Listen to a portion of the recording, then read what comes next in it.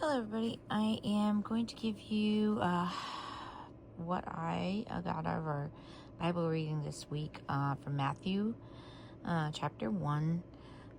So I'm going to begin, first of all, what I actually read about Matthew and about this book. So, the author of the gospel is believed to be the Apostle Matthew, formerly a tax collector from Capernaum.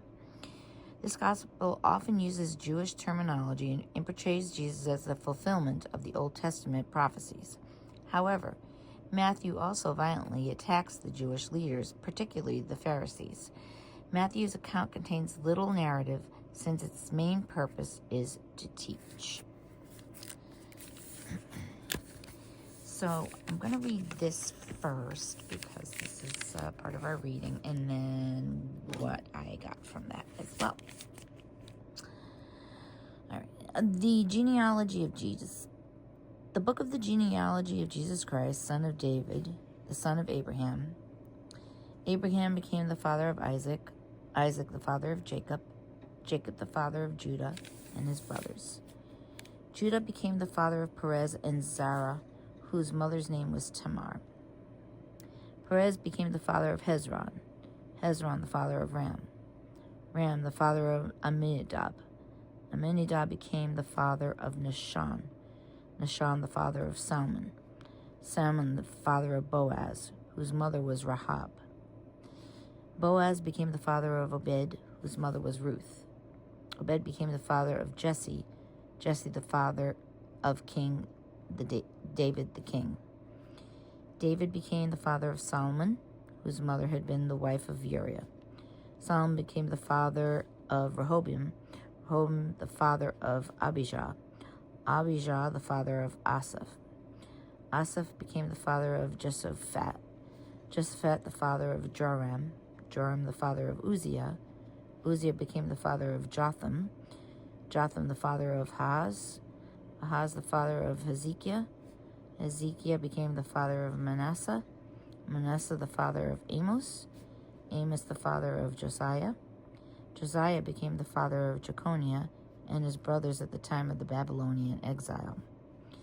After the Babylonian exile, Jeconiah became the father of Shealtiel, Shealtiel the father of Zerubbabel, Zerubbabel the father of Abiud, Abiud became the father of Eliakim, Eliakim the father of Azor, Azor the father of Zadok, Zadok became the father of Akim, Akim the father of Elud, Elud the father of Eleazar, Eleazar became the father of Matan, Matan the father of Jacob, Jacob the father of Joseph, the husband of Mary, or of her was born Jesus, who is called the Messiah. Thus, the total number of generations from Abram to David is 14 generations from David to the Babylonian exile, 14 generations from the Babylonian exile to the Messiah, 14 generations. So here, I actually printed this out, so it gives a just a timeline or a family tree, I guess you would say, of what we just read, starting from Abram and going to Jesus Christ. And then I wanted to know what the Babylonian exile was. So let's read that.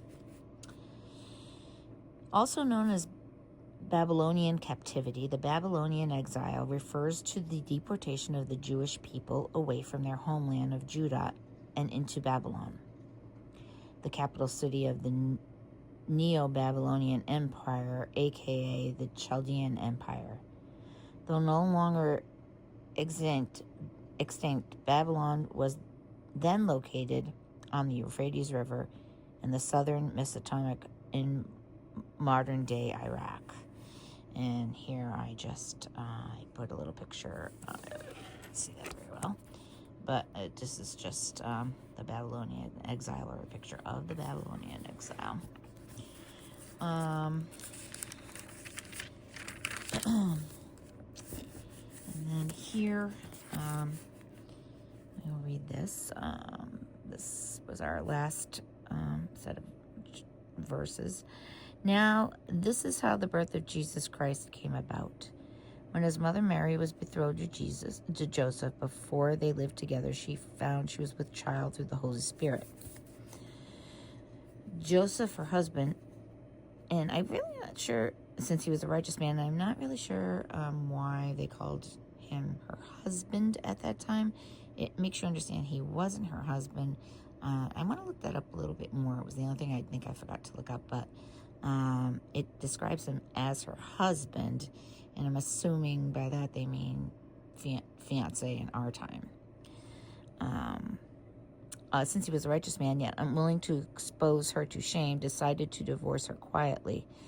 Such was his intention when, behold, the angel of the Lord appeared to him in a dream and said, Joseph, son of David, do not be afraid to take Mary, your wife, into your home. So there it shows that he hadn't taken her as his wife, but apparently they used that as a way of saying engaged, or to be his wife.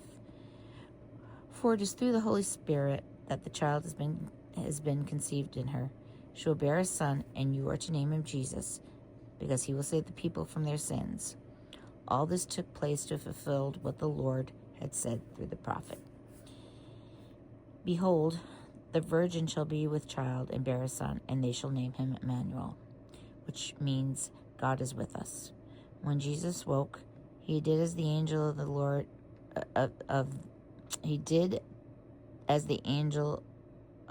had commanded him, and took his wife into his home.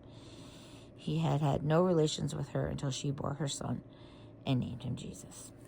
And then right there, I just put a picture of the nativity. So that's what I got so far from the book of Matthew. I want to know what everyone else's take. There really was more names and everything in that. But anyway, I did want to know what the Babylonian exile was. And I was able to, like I said, again, get this, family tree of basically all the names that we read in that first chapter. So I'd like to know what everybody else got. If you got anything different or anything more, please let us know. I'd like to dive into it with you. Have a good night, everyone. God bless.